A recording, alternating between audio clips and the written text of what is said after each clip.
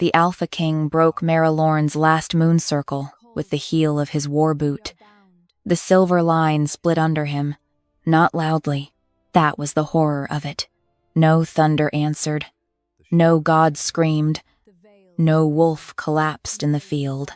The sacred boundary that had taken Maera 3 nights of cold hands, ash milk, and moonbone chalk to draw, simply opened beneath his foot like a throat cut too cleanly to bleed. The watching court laughed because nothing happened. Maera did not. A moon circle was not meant to roar when broken. It was meant to mark the last place night could not enter unless a crowned hand opened it. She stood in the center of the nightward moon field, with chalk dust on her fingers, damp grass soaking the hem of her plain gray dress, and the eyes of every noble, priest, guard, and wolf fixed on her, as if she had been caught muttering over kitchen dirt instead of holding back the dark. Priestess Maera smiled beside the altar stones. A smear of silver chalk dust clung beneath her thumb, though she had sworn she had not touched the southern markers. She wore white temple robes embroidered with silver claws, her hair braided beneath a crescent veil, her face calm with the practiced pity of a woman about to destroy someone gently. "Majesty," Maera said, "you see now. Nothing rises, nothing crosses. The girl's circles are fear made visible." Girl. Maera was 23, old enough to bury both parents, old enough to walk night roads alone, old enough to draw boundaries while temple priests slept behind locked doors. But in Maera's mouth, she became small again. A field girl. A superstition. A pair of dirty hands wasting sacred ground. Alpha King Aedric Varr stood with one boot still on the broken line. He was broad-shouldered, black-haired, and dangerous in the quiet way of men who did not need to raise their voices to be obeyed. His wolf shadow stretched behind him across the pale grass, vast and smoke-dark, but its edges looked wrong under the moon. Maera noticed. No one else did. The shadow did not lie flat. It trembled where it touched the broken circle, as if something beneath the ground had breathed against it. Aedric looked down at the split silver chalk, then at her. "This is what you have kept my road wardens waiting for?" Maera's throat tightened. Not from fear. From rage she had nowhere safe to put. "The South Road failed last moonless night," she said. 3 patrol wolves returned with white eyes. 1 did not return at all. Maera sighed. Because the old southern markers were neglected. Not because a field circle was missing. I marked them. With peasant ash. With boundary ash. With kitchen superstition, Maera corrected, turning to the court. "She has been using old dirt rights around royal roads. She claims they are protection. I say they are delay, fear, and primitive magic dressed as service." The nobles murmured. Maera heard the word primitive pass from one mouth to another. Primitive. As if danger became nobler when priests named it in silver halls. Aedric's gaze stayed on her. "You were ordered to cease unauthorized boundary work after the 3rd complaint. I was ordered to stop drawing where people could see." His jaw hardened. Maera's smile thinned. "Good. Let one sentence land before they buried it." Aedric stepped fully across the broken circle. The silver dust dulled beneath his boot. His wolf shadow followed, then stopped. Only the man crossed. The wolf shadow remained behind the split line, its dark paws pressed to the earth, as if an invisible hand had caught its throat. For one breath, Maera forgot the court. She stared at the shadow. So did Aedric. His face did not change, but his eyes sharpened. Maera moved quickly. Old chalk residue. It can catch lesser reflections for a moment. Harmless. Maera looked at her. Then pull your own shadow through it. The field went still. Maera's gaze cut to her. Aedric turned slightly. "Do it." The priestess did not move. Only a heartbeat passed. "Enough." She lowered her chin. "Majesty, I will not dignify a boundary girl's challenge during formal review." Maera almost smiled. Not because she had won, because Maera had blinked. Aedric's wolf shadow tore itself free, with a low, soundless shudder, and joined him at last, though its outline remained ragged where the broken line had held it. Aedric saw that too. Still, when he looked back at Maera, suspicion won over doubt. "You were found drawing your fourth circle this week after midnight," he said, "because the moonless turn comes tonight. The temple calendar places it tomorrow. The temple calendar is wrong." Several nobles laughed again, sharper this time. Maera lifted a hand to silence them with false grace. Enough. She has blamed priests, calendars, wardens, and roads. Majesty, the issue is not only waste, it is defiance. Maera felt the trap close. She had expected accusation. Not this many witnesses. Not Aedric himself breaking the circle before the night had even fallen. Maera held out a scroll tied in white thread. Maera Lorn is stripped of boundary duty. No chalk, ash, bone, or moonline may be drawn by her hand within palace, road, field, gate, or forest mark. If she is seen at a boundary after dusk, she will answer before temple law. A guard stepped forward and took the pouch from Maera's belt. Her moonbone chalk, her ash vial, her thread markers, the little blade she used to cut turf when roots covered old roadstones. He took everything but her hands. Maera looked at those too, as if she wished she could confiscate them. Maera stood still. That was her only dignity left. Aedric watched the guard empty her pouch onto the altar stone. White chalk, gray ash, a coil of black thread, a small crescent of bone. Not weapons, not in his eyes. That was the wound. Her work had always been invisible until something died. "Is there anything you wish to say before the ruling is sealed?" he asked.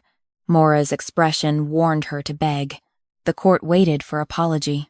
Maera looked at the broken circle at Aedric's feet, then beyond him, to the dark tree line where the palace road entered Nightward Wood. No birds called there. No insects sang. Even the grass leaned away from the trees. She said, "Do not send wolves beyond the field after moonset." Aedric's eyes narrowed. "A warning? A boundary?" Maera laughed softly. "You hear her, Majesty. Even stripped, she threatens roads." "No," Maera said. "I am telling you where the road ends when the night hunger wakes." The words moved badly through the field. Night hunger. An old name. Too old for nobles to mock without first remembering they were afraid. Aedric stepped toward her. For the first time, the broken circle brightened behind him. Just a thread. Silver light rose from the split line and crept through the grass, not toward the king, not toward Maera, but toward Maera's bare feet. She looked down. So did the court. Maera's smile vanished. The broken circle began to redraw itself. Not from chalk, from light under the ground. A thin silver ring formed around Maera, closing softly at her heels. No hand moved. No tool touched earth. Aedric took one step toward her. The ring flared. He stopped at its edge as if struck by glass.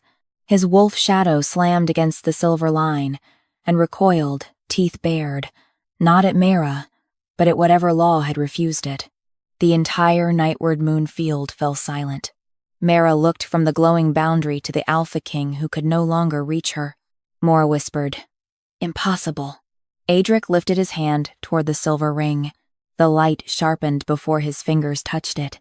Maera raised her eyes to his.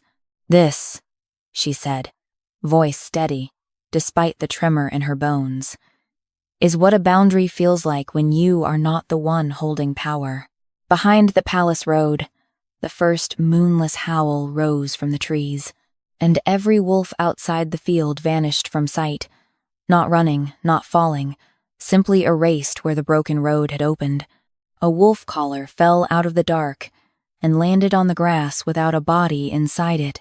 The iron ring rolled once, struck a stone, and stopped at the broken edge of Maera Lorn's ruined moon circle. A scrap of black fur still clung to the clasp, not torn, not bloody, simply left behind, as if the wolf that wore it had been lifted out of the world and the night had forgotten the collar was meant to go too. The court stopped laughing.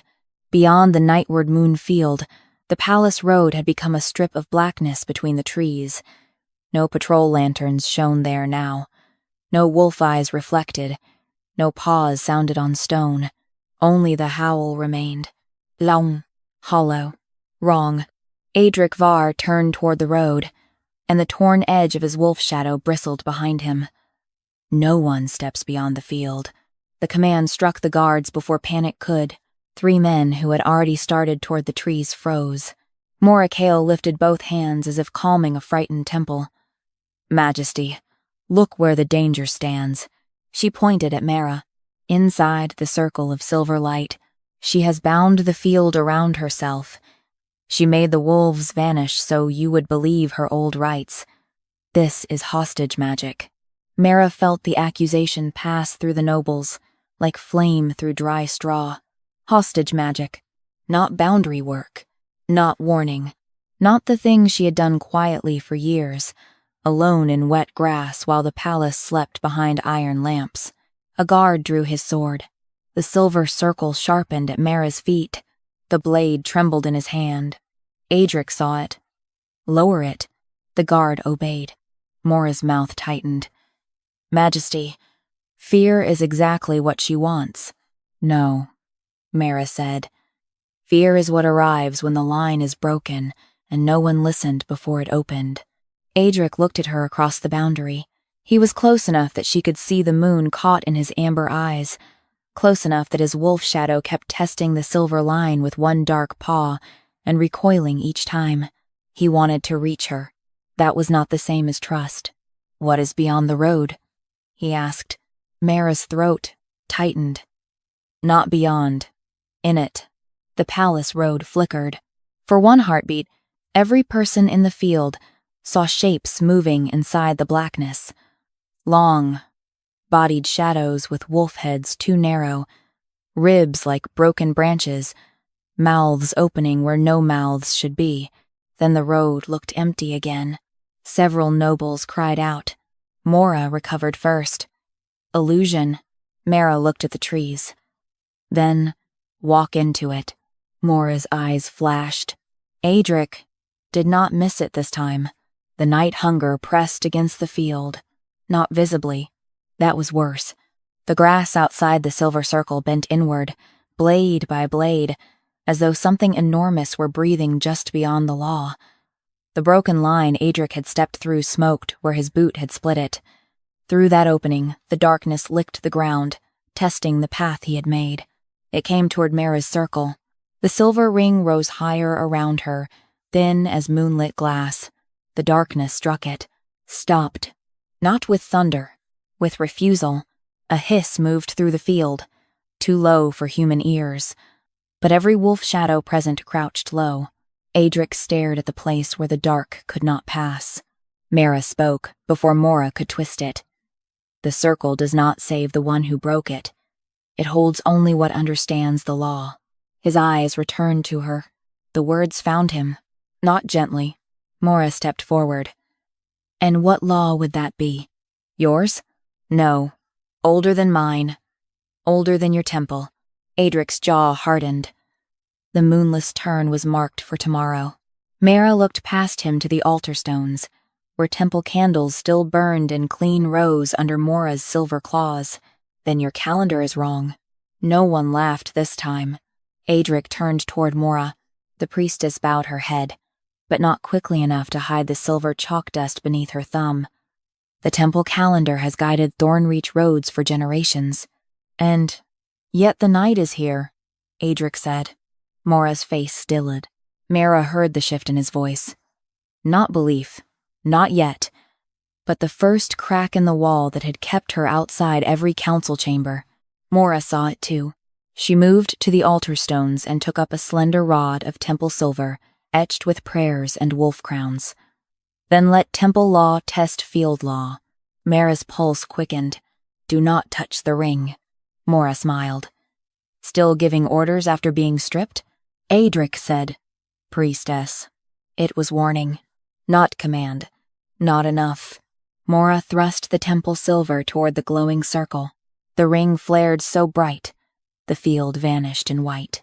The silver rod did not shatter. It sank into the light as if into flesh. Maera felt it under her ribs.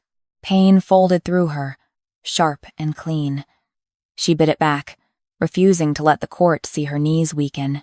The ring bent inward around the rod, and for one terrible heartbeat, a gap opened near her left foot. The night hunger found it. A black tongue of shadow slid through the break. Aedric lunged toward her. The circle stopped him. He struck the invisible edge hard enough that the impact drove him to one knee. His wolf shadow roared without sound, clawing at the line that would not permit him. Mora's eyes shone. You see? She traps even her king. Maera dropped to one knee and pressed both bare hands to the grass. She had no chalk, no ash, no blade. They had taken every tool but the body that remembered how to draw. She dragged her thumb through the damp soil, crossing the broken silver with a small curve no temple priest bothered to learn because it was not beautiful enough for altar stone. A field keeper's closing mark. The gap sealed. The shadow tongue snapped back. The circle held. Maera's breath came hard. The court stared. Aedric remained on one knee outside the boundary, not from submission, but because the ring had made him feel exactly what he had forced open. Maera pulled the temple rod free. The moonlight clinging to it turned black. Then the circle answered. Not with voice.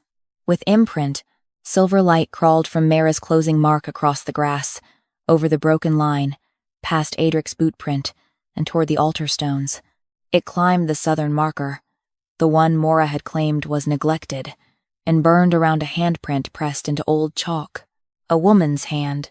Long fingers. Temple silver at the thumb. Maera stepped back. Too late. The court saw the print. Aedric rose slowly. You touched the southern marker. Maera's face went white, then calm.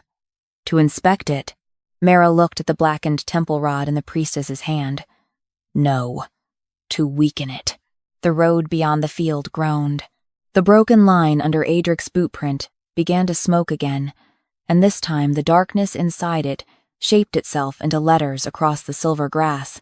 The night hunger entered through the line. The king broke. The empty wolf collar began to move. Not far, just an inch across the grass. Then another. It dragged itself toward the Black Palace Road, as if something unseen had hooked a finger through the iron ring and was pulling it home. A guard made a sign against old spirits. Maera Kale seized the moment before fear could turn into belief. Majesty, this is not protection. It is control. She has made a ring that keeps herself safe while your wolves vanish beyond it. Maera Lorn stayed on one knee inside the silver circle, both hands pressed into damp soil. The closing mark she had drawn with her thumb still burned faintly under her skin. Every breath tasted like iron, grass, and old moonlight. Aedric Varr looked at the bodiless collar, then at the smoking line his boot had broken, then at Maera. What did it take? She knew what he meant. Not what the circle did. What his breaking had cost. Her answer would condemn him before the court. Maera knew that too. Careful, boundary girl. Say the king opened the dark, and you accuse crown blood under moon law. Maera lifted her eyes. I do not need to accuse him. The road already knows his footprint. The silver grass around Aedric's boot print flared once. He did not step back. That was the first brave thing he had done since breaking what he did not understand. Beyond the field, something cried out. Human. Young. The court turned toward the palace road. A servant boy stumbled out of the blackness near the tree line. One arm wrapped around a basket of extinguished road candles. He had been sent before moonset. Before the field had become trial. Before anyone believed Maera. When she warned that the road would end. He ran toward the moonfield. Behind him, shadows moved. Not wolves. Not fully. Long gray bodies slid through the darkness with their heads low, and their ribs showing like branches beneath wet fur. Their mouths opened sideways, too wide and too silent. Where their paws struck the road, the stone disappeared for a heartbeat and returned wrong. Night hunger spirits. The court screamed. The boy reached the outer grass and fell, 10 steps beyond the silver boundary. Aedric moved first. The circle struck him back before he crossed. He hit the invisible edge with his shoulder and staggered, teeth bared, his wolf shadow slamming against the same law and recoiling with a silent snarl. Maera cried, "You see? She cages the king while a child dies." Maera rose. Her knees trembled. She hated Maera for that sentence because it was shaped like truth. A boundary could become cruelty if the hand holding it cared only for being right. Maera turned toward the boy. He was crawling now, fingers digging into grass, eyes fixed on her because every soldier behind her stood too far away, and every wolf beyond the field had already vanished. "Do not open it," Maera said. "If she opens the ring, she proves it obeys her will, not pack law." Maera did not answer. She stepped to the edge of the circle. Aedric stood on the other side, close enough that she could see where the silver light reflected in his eyes and made him look less like a king than a man facing the wall he had built from ignorance. "Can you reach him?" he asked. "Not if you command me." His jaw tightened. Then slowly, he lowered his sword. "What do you need?" The question moved through the field more sharply than any order.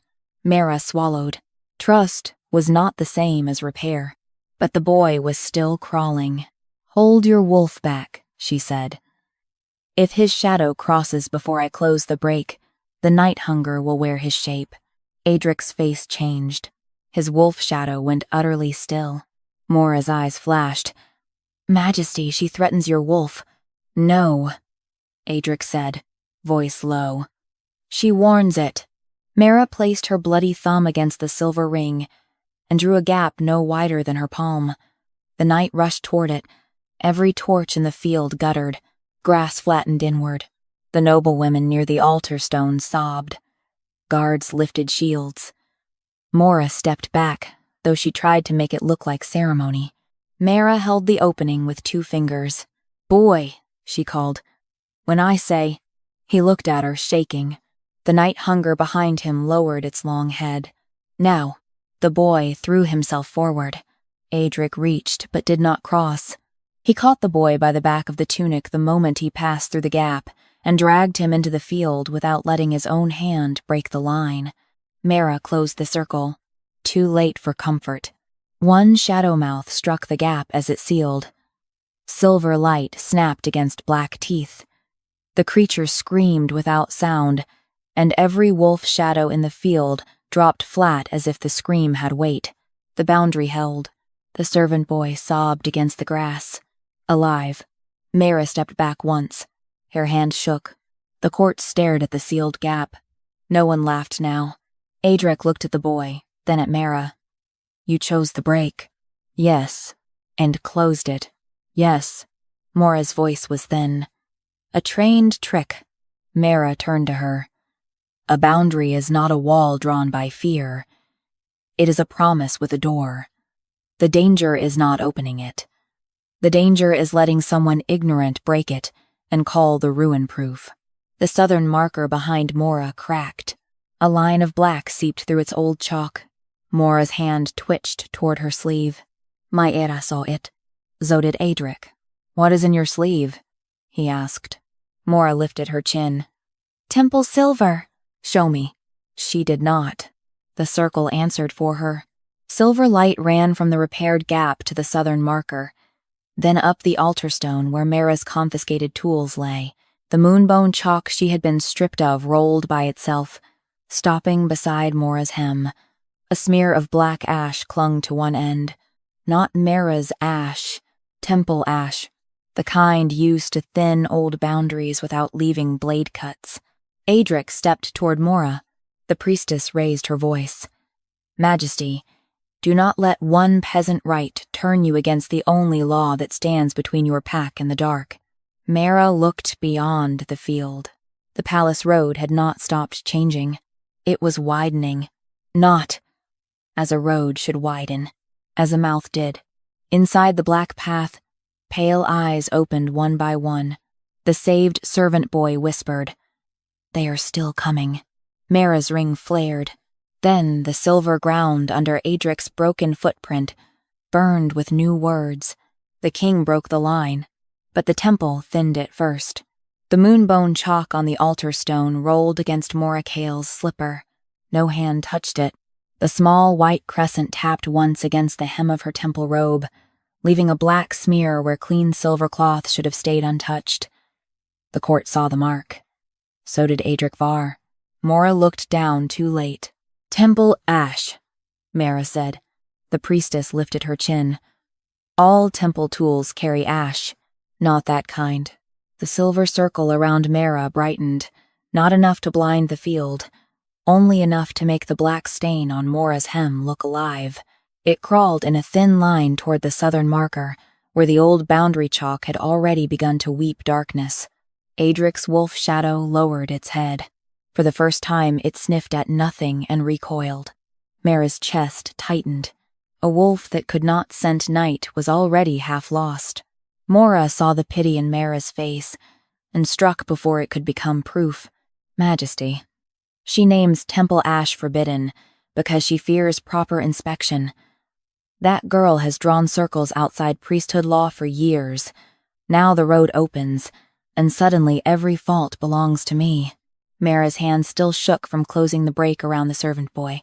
She tucked them into her skirt, so the court would not mistake trembling for surrender. "The road opened where the king broke the line," she said, "but it widened where your ash thinned it first." Maera's eyes sharpened. "You accuse the temple." "No, I accuse your thumb." A few nobles looked again at Maera's hand. Silver chalk still clung beneath the nail. Aedric stepped toward the southern marker. The circle around Maera flared. He stopped. The refusal cut across his face. Not anger now. Not only pride. Something worse for a king. Helplessness. Maera knew the taste of it well. "This is why boundaries are drawn before danger," she said. "So power does not have to learn humility while something is eating the road." Beyond the field, the Black Palace road widened again. The trees beside it leaned inward and vanished one branch at a time. No cracking, no fall. One moment a limb held moonlight. The next, the night took it cleanly away. Pale eyes moved inside the road mouth, patient and hungry. The servant boy whimpered. Aedric turned to his guards. No one leaves the field, shields around the servants, wolves behind the altar stones. Maera snapped. "If you let her keep that circle, you let her decide who lives." Maera looked at Aedric. "That is not what I decide." His eyes met hers across the silver boundary. "What do you decide? What may cross?" The answer settled between them. Not soft, not romantic. More intimate than either. Maera hated it. She reached into her sleeve and drew out a thin silver blade shaped like a prayer reed. Aedric's hand went to his sword. "Priestess." Maera raised the reed high. "Temple law outranks field superstition. If the girl's circle is pure, it will survive a consecrated cut." Maera's pulse jumped. "Do not let her touch the southern line." Aedric moved. Maera was faster than she looked. She drove the reed into the grass beside the southern marker. The field did not explode. It exhaled. The silver boundary around Maera bent inward. The line at her heels tightened like cord around bone. Across the field, the broken place under Aedric's bootprint smoked black, and the night hunger surged through it in a wave. Not enough to enter fully, enough to send a long shadow across the grass. The nearest guard's boots vanished up to the ankle. He screamed. Maera dropped to the ground and pressed both palms flat. "Do not pull him." Aedric had already reached for the man. He froze. Maera dug her fingers into the damp earth and drew blind by touch. One crescent, one cutback, one closing hook. Not pretty, not priestly. A road worker's mark. Used when floods ate boundary stones, and there was no time for song. The guard's boots reappeared. He fell backward, sobbing. The night hunger struck the new mark and slid away from him, hissing without voice. Maera's palms burned. Maera breathed harder now, but her face still held command. You see? She can alter roads with her bare hands. Maera rose halfway. I can mend what you opened. You can choose where darkness goes. I can choose where it cannot. The distinction mattered. Aedric heard it. Maera did not want him to. She twisted the prayer reed. The southern marker cracked from root to crown. Silver light spilled out. So did black. A long, narrow break opened across the grass, not through Maera's circle, but beside it, running toward the palace gate where the nobles had gathered too close together. The night hunger changed direction. The pale eyes turned toward the crowd. Panic broke loose. Maera stood too quickly and nearly fell. Aedric took one step toward her and hit the boundary again. This time, he did not curse it. He caught himself on one knee at the edge, breathing hard. Let me through. The words were not command. That made them more dangerous.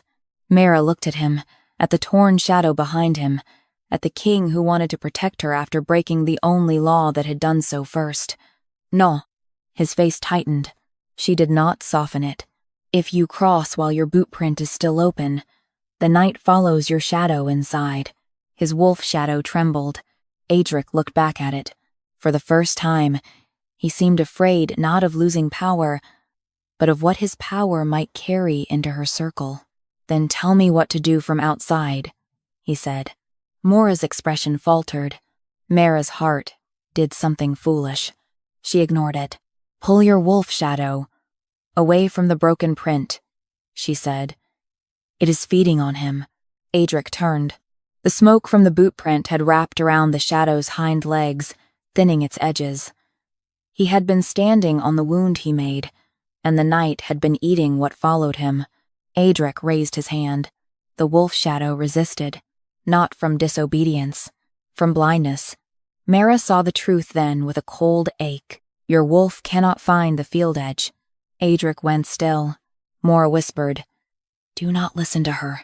Maera stared at the smoke wrapped around his shadow. How long has he missed roads at night? No answer. The silence was answer enough. Aedric's jaw worked once. 3 moons.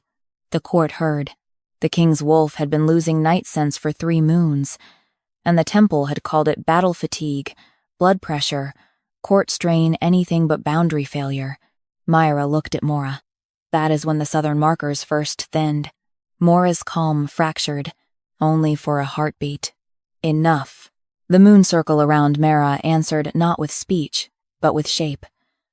Silver light lifted from the grass and formed 3 faint rings in the air: South Road, East Hunt Path, Palace Gate.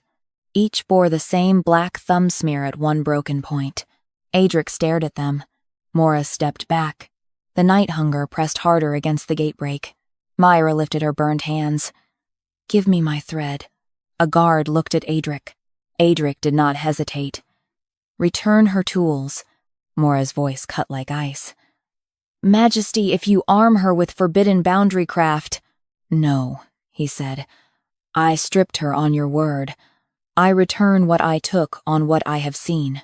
The guard gathered Maera's black thread from the altar stone and carried it toward the circle.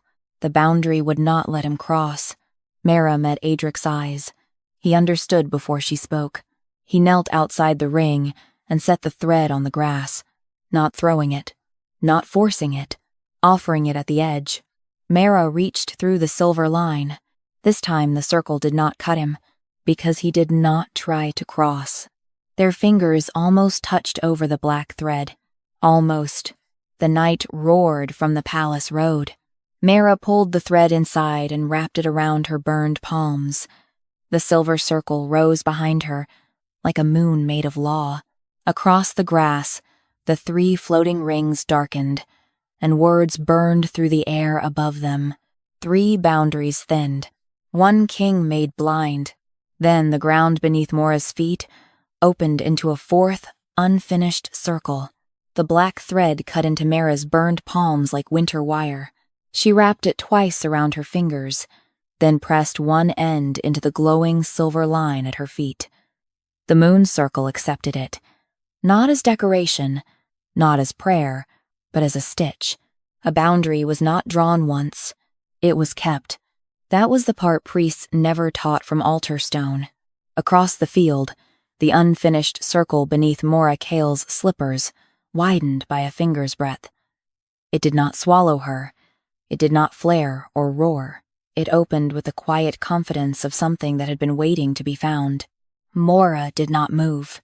That was how Maera knew the priestess had expected it. Aedric Varr saw the stillness too. Step away from it. Maera lowered her gaze to the pale rim around her feet. Majesty, do you hear yourself? You command a priestess to flee temple geometry because a field girl's dirty thread frightens you. Maera pulled the black thread tight. The fourth circle answered. One side of it turned silver. The other stayed black. Not complete. Not protective. A mouth made to look like a door. Maera's breath thinned. That is not a boundary circle. Maera's eyes lifted. Then what is it? A receiving ring. The words moved badly through the court. Aedric's wolf shadow dragged one paw free from the smoke around his broken boot print and gave a low, ragged growl. It still could not find the field edge. It kept turning toward the wrong darkness, as if the night had put false roads inside its blood. Aedric felt it. His hand tightened around his sword. What does a receiving ring receive? Maera looked beyond the palace gate, where the night hunger pressed against the weakened line, and the road widened like a throat. Whatever is invited through. Maera laughed softly. Invited. Such a useful word. It makes negligence sound like treason. Maera did not answer her. She knelt and began to stitch. The black thread passed through grass, silver light, and the shallow wound left by Aedric's boot. Each loop hurt. Not in the earth alone. In her hands. In her ribs. In the deep place where boundary law moved through flesh when tools were taken, and only the keeper remained. The gap narrowed. The night outside hissed.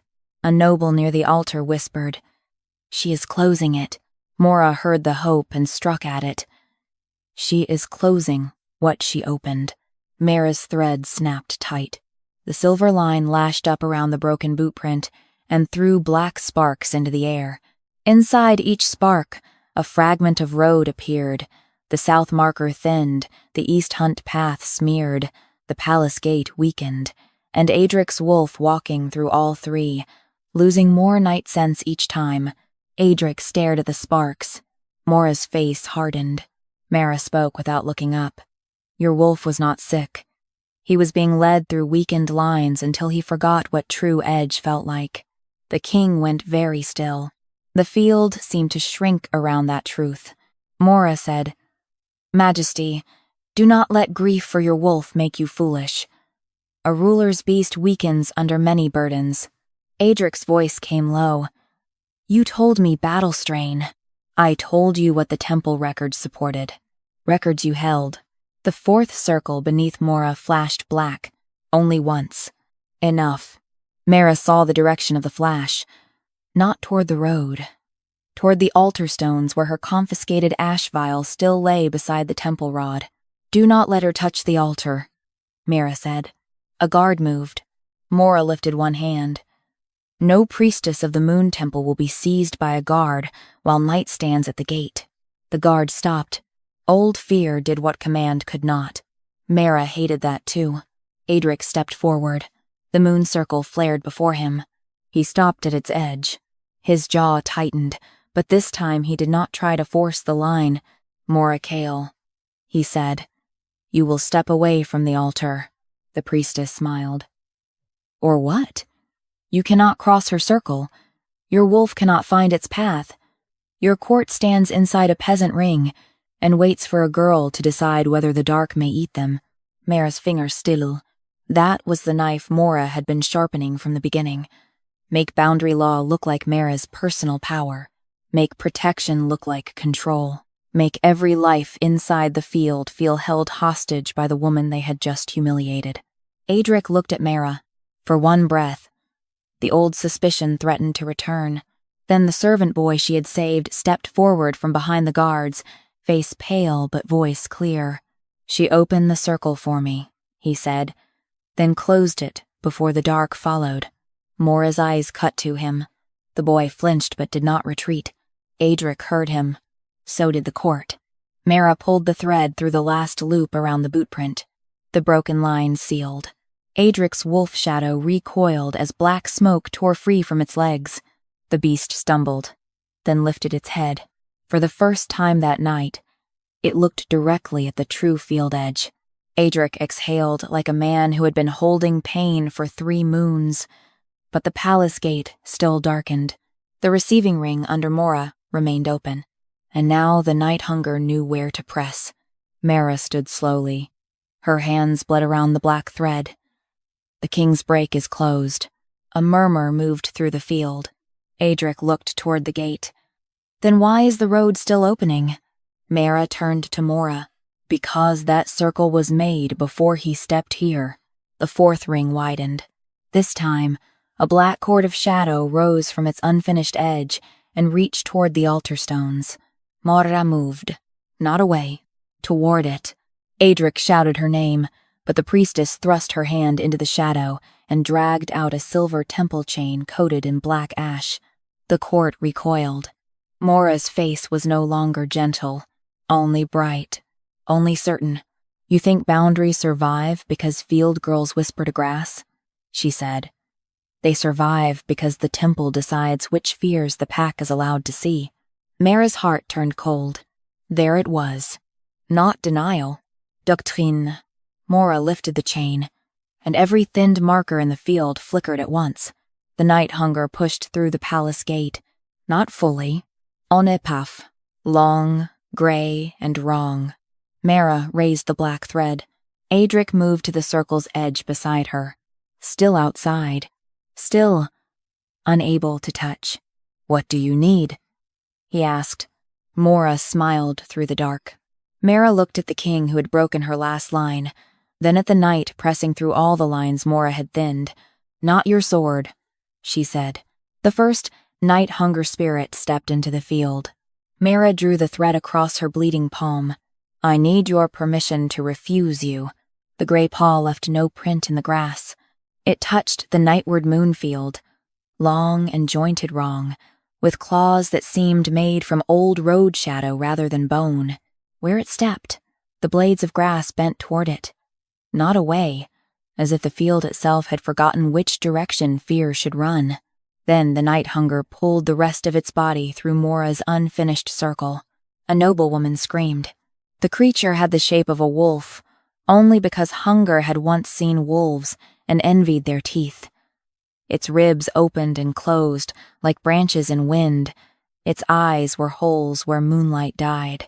Its mouth split too far down the neck, silent until it scented the living fear trapped inside the field. Aedric Varr raised his sword. Maera Lorn lifted her bleeding hand. No. The word struck the air between them harder than steel.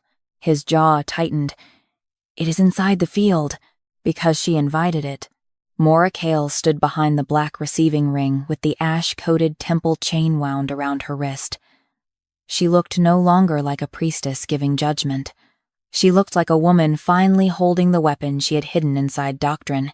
If the king cannot strike what enters his own field, Maera said, then the circle has made him less than king. The court heard that. Maera heard the fear in it. That was Maera's true blade. Not the night hunger. Not the chain. The thought she wanted planted in every noble heart. A boundary keeper could deny an alpha. Aedric's wolf shadow lunged toward the creature. The silver line around Maera flared. The wolf shadow stopped before it crossed, snarling soundlessly. The night hunger turned its hollow eyes toward the beast and opened its neck mouth wider. Maera saw what it wanted. Not flesh. Shape. If your wolf strikes inside the wrong line, it will wear him, she said. Aedric went still. Maera laughed softly. Convenient. She forbids the king and calls it protection. Maera did not look at her. She looked only at Aedric. You broke the line because no one had the right to refuse you. His face changed. Not anger. Recognition. She forced the words out before fear could steal them. I need that right now. The court seemed to stop breathing. Aedric understood at last what she had asked for. Not trust. Law. He lowered his sword until its point touched the grass outside her circle. Maera Lorn, boundary keeper of Nightward Field, you may refuse my command within Moon Circle law. Mora's eyes flashed. Majesty. Aedric's voice cut through hers. You may refuse my passage. The silver ring rose brighter. You may refuse my wolf shadow. The beast behind him trembled but did not fight the words. You may refuse my hand, my order, my crown, and my rescue if any of them open the field to the dark. The moon circle gave one clear pulse. Maera's eyes burned, not with softness, with the terrible relief of hearing a boundary named before it was crossed. Mora stepped forward. No. Alpha surrenders passage to a peasant right. Aedric did not look away from Maera. Then no priestess will take it from her in my name. The night hunger moved. Fast. Not at Aedric. At the servant boy huddled behind the altar stones. Maera snapped the black thread across her palm and threw one end toward the boy. It did not fly like thread. It shot along the grass as a thin, dark line stitched with silver fire wrapping around his ankle once. Do not move, she said. The boy froze. The creature struck the space where panic would have made him run. Its mouth closed on empty air. Maera pulled the thread. The boy slid across the grass. Through a narrow crescent opening she drew with her heel, and into the safe curve behind her circle. The gap closed before the creature could turn. The court saw a boundary with a door. Not a cage. Not a hostage ring. Mora saw it too, and tightened the temple chain around her wrist until blood spotted the silver. If she can move one, she can move all. She decides who lives. Maera turned on her. No, I decide what may cross. Lives still choose where they stand. The words woke the field. Around the nobles, servants, guards, and wolves, small half-circles of silver light appeared at their feet, not trapping them, marking them. Each ring left an open side facing Maera. She understood the offer. Not power, responsibility.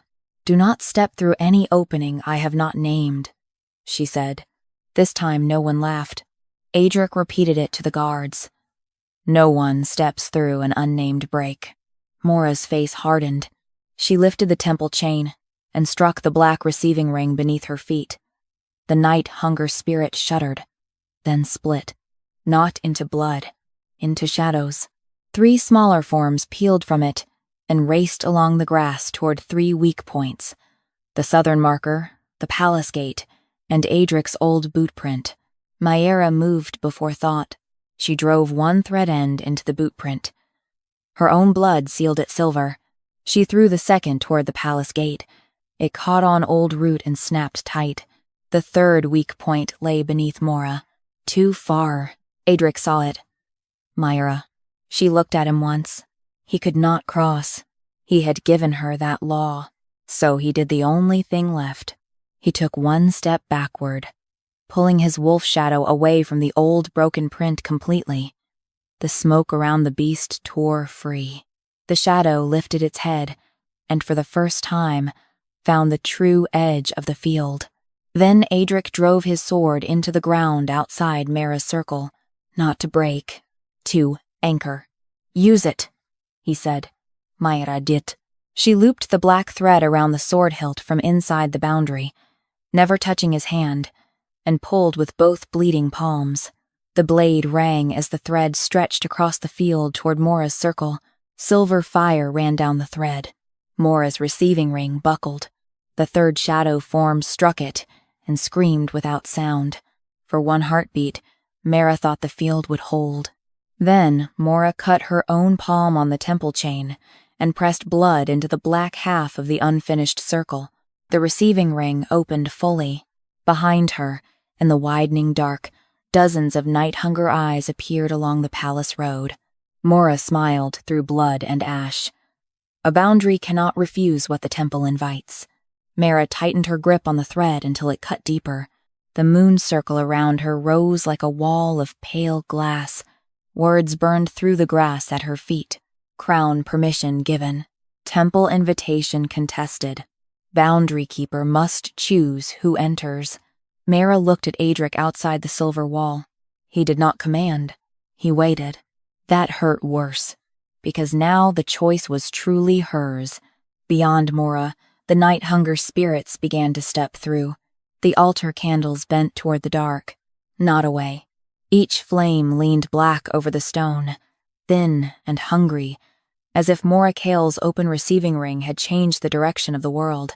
The night hunger spirits beyond her came forward in pieces first, a paw without sound, a ribcage made of road, shadow, a long muzzle full of empty moonlight. The court broke. Nobles ran toward the palace gate, and stopped only when Maera Lorn shouted, "Do not cross the weak line." A woman froze with one foot lifted over a black seam in the grass.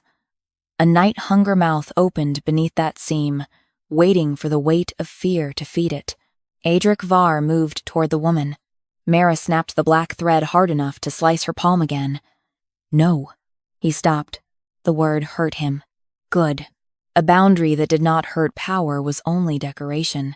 Maera pointed to the servants behind the altar stones. Move them inside the half-circles. Children first. Wolves behind them. No one follows Mora's ring. The guards looked to Aedric. He did not look away from Maera. Her word holds until the field is sealed. That changed the air. Not enough to heal what he had broken. Enough to make people obey before they died.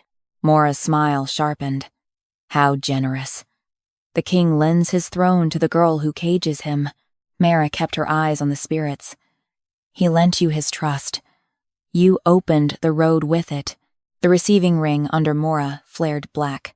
3 night hunger spirits stepped fully into the field. The silver half-circles around the court trembled. Maera felt every tremor through the thread. Fear from the nobles, grief from the servants, confused rage from the wolves, and beyond all of it, Aedric's wolf shadow pressing against her law like a wounded thing, asking to be used. Not commanded. Permitted. Maera looked at Aedric. He understood before she spoke. No, he said. It was the first selfish word he had offered all night. Not as king. As a man afraid to send the last true part of himself, where he could not follow. Maera's voice softened despite herself. If he stays outside, the night will keep pulling at him through the old break. His jaw tightened. If he enters unpermitted, it will wear him, she said. If I permit him under boundary law, he comes as shadow only. No crown, no command. The wolf shadow lifted its head. Aedric looked at the beast, then at Maera's bleeding hands. What does it cost you? She almost laughed. Power always asked cost, after breaking the thing that made cost necessary. Ask me after the field survives. His face flinched. Then he lowered his sword to the grass and stepped back from his own shadow. The court watched the Alpha King separate himself from the beast that made his rule feared. Boundary keeper, Aedric said, voice rough. My wolf shadow requests passage. Mora's eyes widened. Maera drew the black thread across the silver circle and made an opening no wider than a wolf's skull. Pass without crown, she said. The wolf shadow crossed. The field held. A sound moved through the court, half awe, half terror. Aedric remained outside the circle, one hand clenched at his side as his shadow stepped inside and lowered its head before Maera. Not kneeling, waiting. Maera touched 2 bloodied fingers to the shadow's brow. Cold passed through her bones. The night hunger spirits screamed without sound. They knew the difference now. This shadow had not been stolen. It had been permitted. Guard the named breaks, Maera whispered. The wolf shadow turned.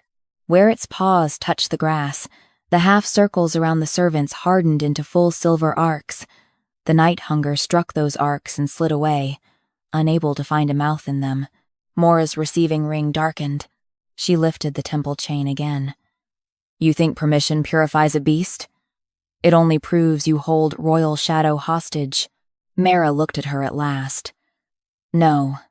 It proves a king's power can enter safely when it stops assuming entry is owed. Aedric heard. The court heard. Maera hated that most. She whipped the temple chain into the black side of her ring. The receiving circle widened, and more spirits poured through, long-bodied and wrong, each carrying a strip of night road in its teeth. They ran not toward Maera now, but toward the old markers suspended in the air. South Road, East Hunt Path, Palace Gate. They were trying to erase every boundary at once. Maera pulled the thread tight around Aedric's sword hilt, her own circle, and the wolf shadow inside. A 3-point stitch formed over the field. It was not enough. The East Hunt Path ring cracked.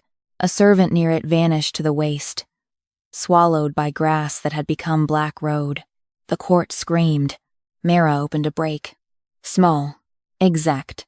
She threw the thread around the servant's wrist and pulled with both hands. Her burned palms tore open. The wolf shadow seized the other end of the thread in its teeth and pulled with her. The servant came free. The crack closed. Maera staggered. Aedric took one involuntary step toward her. The circle flared in warning. He stopped. His restraint saved more than his sword would have. Maera saw the weakening in Maera's knees. She cannot hold all roads. Choose carefully, boundary keeper. The nobles who spat on you? The servants who feared you? The wolves of the king who broke your work? Maera's breath came ragged. The question was meant to poison her. Instead, it clarified the law. A boundary did not ask who deserved life. It asked what must not cross. Everyone behind marked lines, Maera said. Now, the servants moved first, then the guards. Then, slowly, nobles who had laughed at her stepped into the circles she had opened. Maera's face twisted. The field brightened around every person who chose to stand where Maera had named safety. Not because they loved her, not because they understood, because they obeyed boundary law at last. The night hunger spirits struck again, failed. Maera's temple chain cracked. Black ash spilled from the links, and inside the ash, small silver grains glimmered. Maera saw them. Not grain. Chalk fragments. Moanbone chalk. Hirstolen chalk. Aedric saw them too. Those were taken from her pouch. Maera stepped back. The wolf shadow growled inside the circle. Maera lifted one bloodied hand. Do not. The beast obeyed. Aedric went very still outside the boundary. Maera's voice turned thin. Boundary materials are temple property once confiscated. You thinned the markers with my chalk, Maera said. The floating rings above the field flared. The south road showed Maera's thumbprint. The East Hunt Path showed her prayer reed. The palace gate showed her chain, and the fourth receiving ring beneath her showed Maera's stolen chalk crushed into black ash. The moon circle did not speak. It wrote, across the grass between Maera and Maera. Silver words burned through the field. The priestess fed the night with the keeper's stolen line.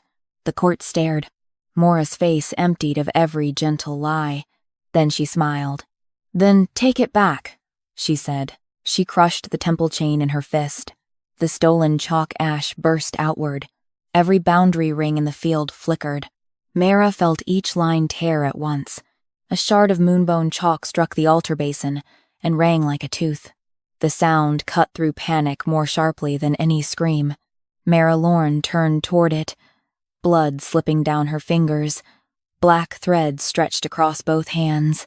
The stolen chalk ash Maera had crushed now drifted through the nightward moon field in a pale storm, touching every boundary ring, every half-circle, every weak marker that had been forced awake too soon. Where the ash landed, silver light guttered. Where silver guttered, the night hunger pressed in. A nobleman stumbled out of his marked circle.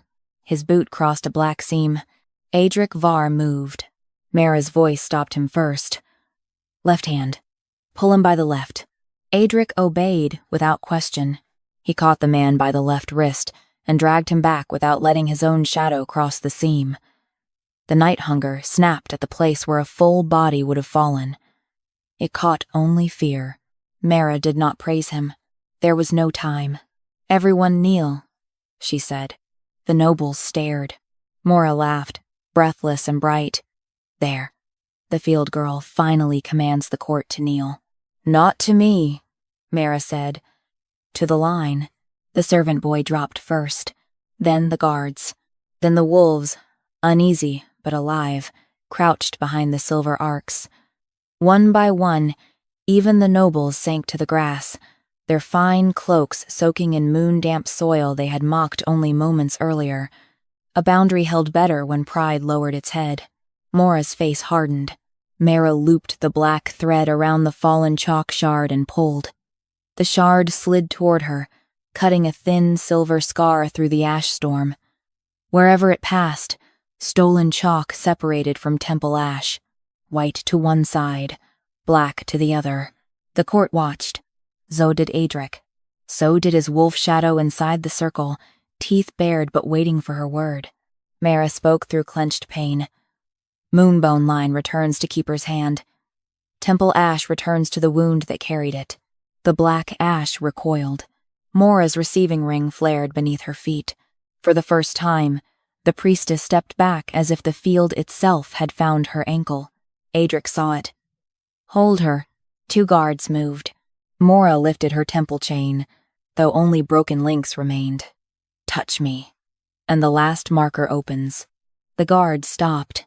Maera's eyes stayed on the ash. She is not bluffing. Aedric looked to her instead of his sword. Then what holds her? The law she used. Maera dragged the chalk shard into the silver ring around her. It burned her palm as she caught it. The pain nearly drove her to her knees, but she had knelt enough for people who mistook endurance for permission. She stayed standing. The moon circle rose around her, higher now, its edge thin as glass and bright as winter. Maera's voice turned sharp. You cannot reclaim a line once it has fed the dark. Maera looked at the stolen chalk burning in her hand. You are wrong. How would you know? Because I have repaired roads after men like you call damage done.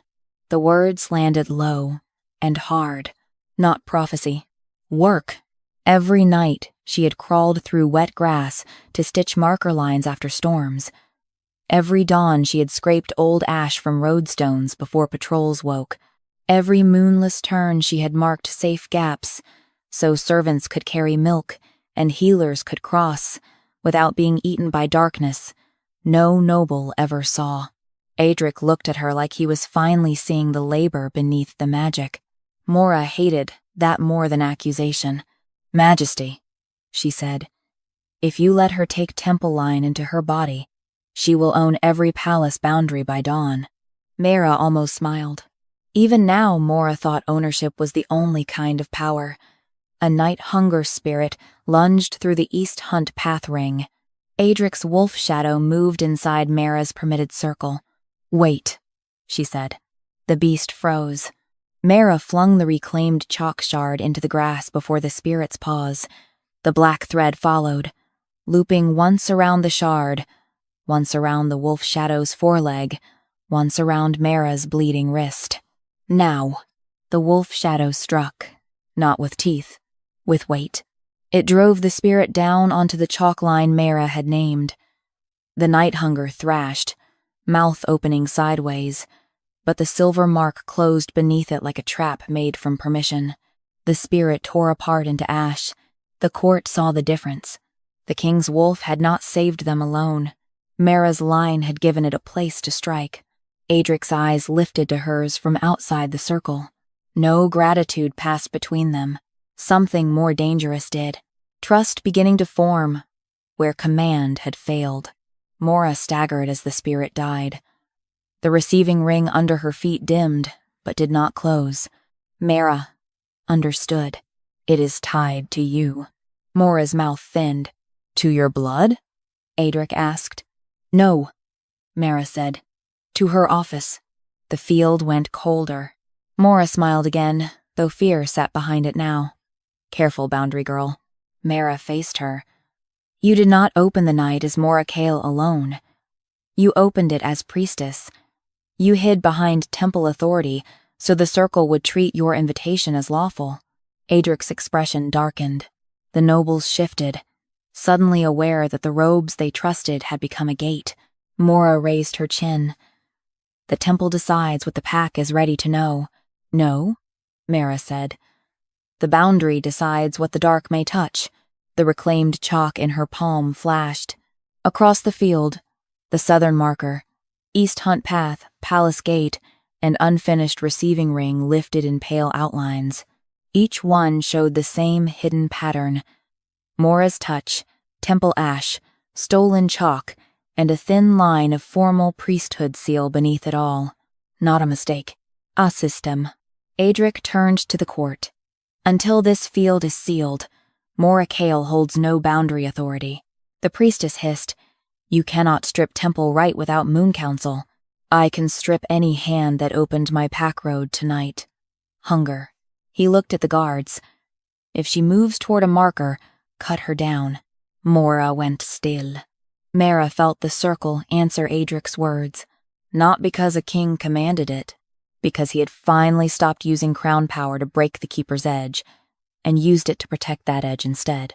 The ring around Maera lowered by one handspan. Aedric noticed. So did Shiri. He still could not cross. Good. Some laws needed more than one correct sentence. The night hunger at the palace gate gathered into a larger shape. Dozens of pale eyes joined into one long, bending body. Too large for wolf, too low for man. The spirits Maera had invited were learning to merge around the failing gate. Maera's throat went dry. She had taken back one line. The gate still wanted the field. She wrapped the black thread around the reclaimed chalk and held it toward Aedric. "Anchor your sword again." He drove the blade into the grass outside her circle. She looped the thread around it. This time, when their fingers almost touched, neither looked away. Maera saw the almost touch and gave a thin laugh. "He cannot even reach you." Maera pulled the thread tight. "No," she said. "He finally knows not to." The palace gate split wider. The merged night hunger lowered its many-eyed head and stepped toward the court. Maera lifted the reclaimed chalk. Aedric gripped the sword hilt outside the ring. His wolf shadow stood inside, permitted, and waiting. Between them, the black thread burned silver, and the last moon circle opened one narrow path straight toward the gate. The sword in Aedric's hand began to frost from the hilt down. Not from cold, from restraint. He stood outside Maera Lorn's silver boundary, with both hands locked around the blade, driven into the grass, while black thread burned bright between his sword, her bleeding wrist, and the narrow path the last moon circle had opened toward the palace gate. Every instinct in him wanted to cross. The field knew it.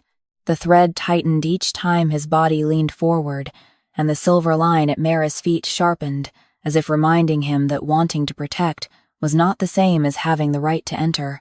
Maera did not look back. That was the only way she could keep walking. The narrow path ahead of her cut through the nightward moon field like a blade of moonlight laid over grass. On either side, the ground writhed with dark seams where the night hunger pressed beneath the surface. The merged spirit at the palace gate lowered its many-eyed head and breathed without lungs. A dozen pale eyes blinked. Then a dozen more opened along its ribs. Maera Kale stood behind it, one hand lifted, temple chain broken around her wrist, blood and black ash mingled on her palm. Her priestess robes were no longer clean. That made her more frightening, not less. The gentleness had burned away. Only belief remained.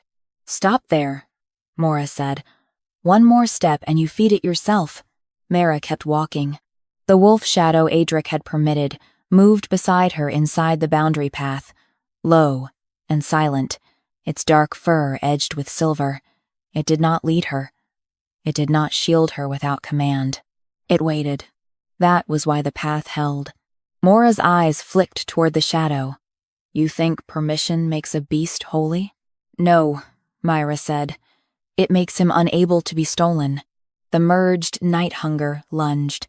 Maera dropped to one knee and drove the reclaimed chalk into the path. Left. The wolf shadow struck left. Not at the spirit's head, at the dark seam beneath its foreleg. Silver fire snapped up through the grass, catching the seam like thread through torn cloth. The spirit buckled. Its many eyes flared black. For the first time, the court saw that the creature was not simply entering the field. It was being sewn to it. Maera had not opened a door. She had stitched hunger into the pack road. Aedric saw it too. His voice carried over the field. She bound it to the gate. Maera turned on him. I bound fear where it could finally be seen. Maera rose, breathing hard. You bound it where you could sell the cure. The path brightened under her feet. The court heard. The nobles who had mocked her circles now knelt inside their small marked arcs, not out of worship, but because pride had become dangerous. Servants clutched children behind silver half-lines. Guards held position only because Aedric had not moved from the anchor. Maera raised her bleeding hand higher. The pack ignored old threats. I made them undeniable. You thinned the roads. I revealed dependency. You invited night. Hunger. I proved the temple was necessary. The words rang across the field. Not confession by weakness. Confession by certainty. Maera reached the first gatestone. It was blackened under a layer of silver chalk, like rot, covered by paint. She touched it and felt the old boundary beneath, faint and bruised. The palace gate had once held 4 lines: road, root, crown, keeper. Maera had cut the keeper line first. Of course she had. Cut the invisible worker. And the wall still looked whole, until something came through. Maera pressed the reclaimed chalk to the stone. Pain shot through her arm. The merged spirit opened its long mouth and whispered without sound. A memory slid into her mind. Maera alone in rain, drawing circles by lantern light, while palace riders passed without thanks. Maera at the southern marker, scraping away one quiet curve. Aedric signing road authority to temple review. Her own tools confiscated on altar stone. Not lies. Pieces of truth arranged to make surrender seem reasonable.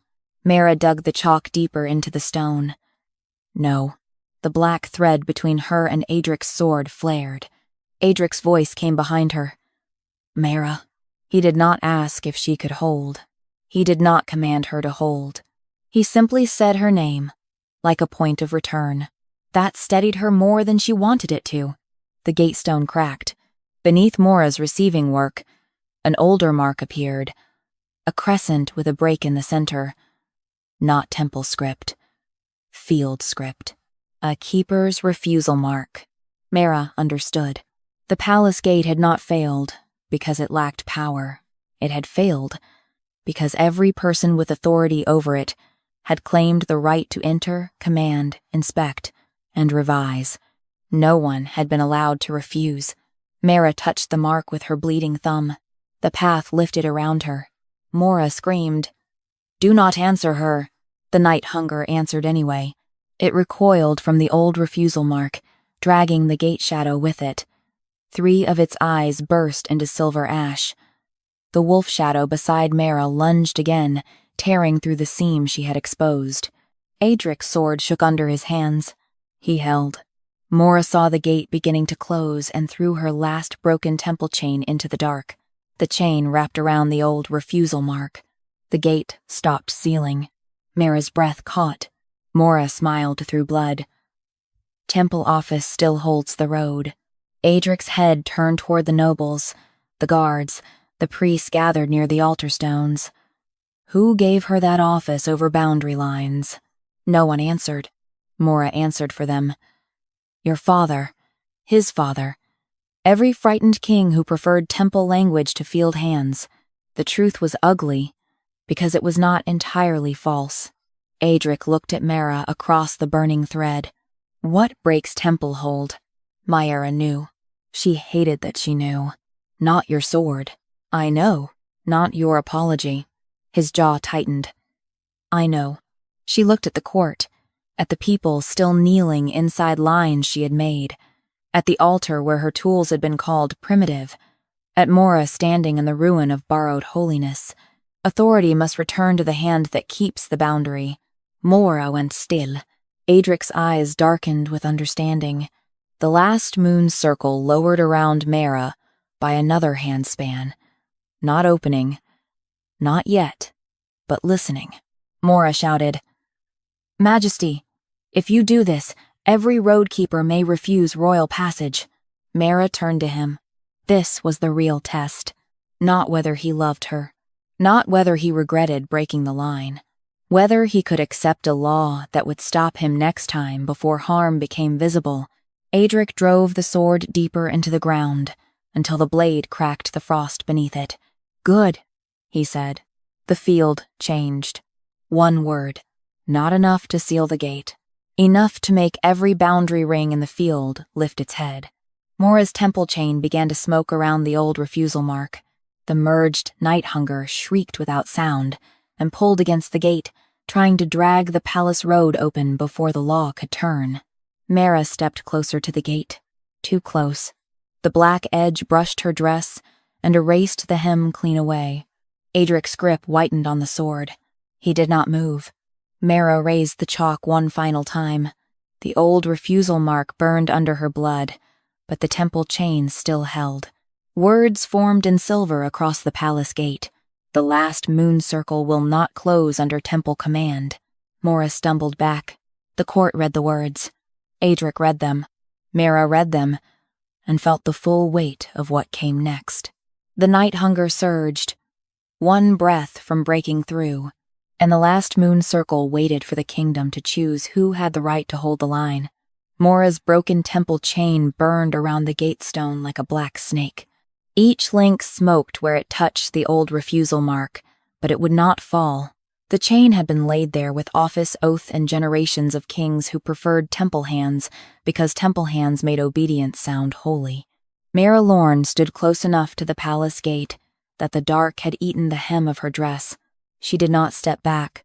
Behind her, Aedric Varr held the sword anchor with both hands. Frost climbed his wrists. His wolf shadow stood inside Maera's permitted boundary, trembling but obedient, its dark head lowered toward the gate. For once, the Alpha King did not ask what he could do. He asked what he had to give back. Maera turned toward the kneeling court. Boundary law cannot close while the wrong hand holds right of passage. The night hunger pressed through the gate. One long gray head pushed into the field. Then another. Then a ribbed body made from road shadow and starving dark. Its many eyes opened along its spine, watching the nobles, the guards, the servants, the wolves, the king. Maera lifted her chin. "The temple holds passage right." "No," Maera said. "The temple stole it." The words landed like a struck bell. Maera's face twisted. "You were a field girl with chalk. We gave your lines meaning. You gave them permission to be ignored." Aedric's voice cut across the field. "Then hear crown witness." Maera turned sharply. So did the court. Aedric pulled his sword from the grass. For one terrible heartbeat, Maera thought he meant to break the line again. He did not. He turned the blade toward himself and laid the flat edge across both palms. "I, Aedric Varr, Alpha King of this pack, return passage right over moon circles, road marks, field boundaries, gate refusals, and moonless closures to the hands that keep them." The last moon circle rose around Maera. The field listened. Aedric continued, voice rough but clear. "No priestess, captain, noble, warden, king, or crowned wolf may break a living boundary without keeper witness and pack law." Maera's chain shook. The first link cracked. Aedric looked at Maera, not asking her to forgive him, asking whether the words were whole. She did not soften, say who was stripped. His jaw tightened. Good. Truth. Needed names. Maera Lorn was stripped of duty under false temple claim, he said. Her circles were not primitive rites. They were living boundary law. Her warning was true. "My hand broke the line the night hunger used." The chain cracked again. Maera stumbled. "No," she whispered. The night hunger surged through the gap, trying to outrun the law before it closed. Its mouth opened down its chest, and the palace road behind it widened like a throat. Maera lifted the reclaimed chalk.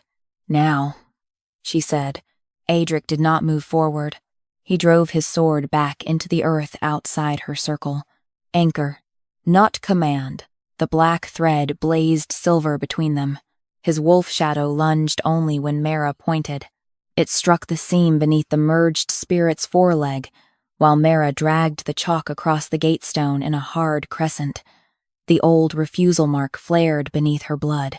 Mora screamed and threw both hands toward the chain. "Temple command holds!" The last moon circle answered through every marked person in the field. Not with a voice, with choice. The servant boy Maera had saved pressed his palm to his small half-circle. The guards did the same. Then the wolves lowered their heads behind the safe arcs. One by one, the nobles who had laughed at her primitive chalk placed their hands inside the lines she had named. The boundary brightened around each of them. They were not kneeling to Maera. They were agreeing to be held by the law she understood. Mora's office had fed on obedience. The moon circle fed on consent to the line. The temple chain shattered. Black links fell into the grass and turned to ash before they touched earth. The merged night hunger recoiled. Maera stepped forward and struck the gatestone with the reclaimed chalk. Road refused. Silver fire exploded outward. The palace gate closed from root to crown, not slamming, sealing. The night hunger spirit was caught halfway through, its many eyes flaring black. Aedric's wolf shadow seized the exposed seam in its teeth. Maera pulled the thread with both bleeding hands. The court's small circles answered, each one lending one pulse of silver light. The spirit tore free of the field. It did not die like a beast. It became road again. A long black strip ripped backward through the gate and vanished into nightward wood, with a sound like hunger being denied a name. The howl stopped. The palace road reappeared. Stone by stone, grass by grass. At the far edge of the field, the vanished wolf collars began to ring softly on the ground. Then the wolves returned, not running, not falling, appearing where the broken road had erased them, each one staggering out of moon shadow with white frost on its muzzle and terror in its eyes. Guards cried out their names. Wolf shadows crawled back beneath living paws. The field shook with breath returning. Aedric's wolf shadow turned toward him. For 3 moons it had been losing night sense. Now it walked straight to the true edge of the field and stopped there, waiting. Aedric bowed his head once. Not to Mora, not to the court, to the line. Mora Kale stood alone inside the dead receiving ring. Her white robes were smeared black with ash and silver chalk. Without temple command feeding the circle, the mark beneath her feet looked small, ugly. A trap with its teeth pulled out. Aedric faced the guards. Mora Kale is stripped of boundary office. She will stand trial under Moon Circle law for thinning 3-pack roads, opening a receiving ring, stealing keeper chalk, and inviting night hunger through temple authority. Mora laughed, but it broke before it became sound. You give law to field hands, and one day they will refuse you. Maera stepped closer to the ring. The silver boundary allowed it. Yes, she said. That is why the roads may survive you. No one spoke after that. The guards took Mora without ceremony. The unfinished circle beneath her closed as her feet left it. Dawn had not come yet, but the moonless dark no longer owned the field. The nightward moon field lay scarred with silver lines, black ash, boot prints, and the places where people had finally learned to stand inside a boundary instead of laughing at it. Maera swayed. Aedric's hand moved. Stopped. He had learned. She saw the restraint and hated how much it mattered. May I? He asked. Not as Alpha. As the man outside her circle, Maera looked down. The last moon circle still glowed between them. Lower now, quiet but not gone. No, she said. Pain crossed his face. He accepted it. The circle softened. Not opening. Approving. Maera almost smiled, despite the blood on her hands. That was the first correct answer. You have given it. Aedric exhaled once, broken and careful. What should be done before dawn? Restore the boundary keepers. It will be done. No. Her voice sharpened. Not as reward for saving you. As law. He lowered his head. As law. And no alpha breaks a moon circle because a priestess calls it primitive. His eyes lifted to hers. No alpha breaks a moon circle at all. Maera looked toward the palace road, where the returned wolves stood trembling beneath the trees. Sometimes, a circle must open. Then the keeper opens it. The word settled between them. Late, but true. The last moon circle dimmed around her feet. Beyond the field, small silver lines appeared along the south road, the East Hunt path, the palace gate, and every marker Maera had thinned, not fully healed. Not yet, but found. Maera gathered the black thread in her hands. Aedric watched her as if every loop were a lesson his crown had failed to learn. What will you do now? He asked. She looked at the road she had kept alive in secret for years. I will walk the boundaries before dawn. Alone. She met his eyes. Outside the circle, you may follow. His throat moved. And inside it? Maera stepped past him, not touching, not offering, not fleeing. Inside, she said, you ask. Behind them, the last moon circle closed the broken print of his war boot, not erasing it, only sealing it into memory. And when the first pale edge of dawn touched nightward wood, every wolf in Aedric Varr's kingdom found the road home.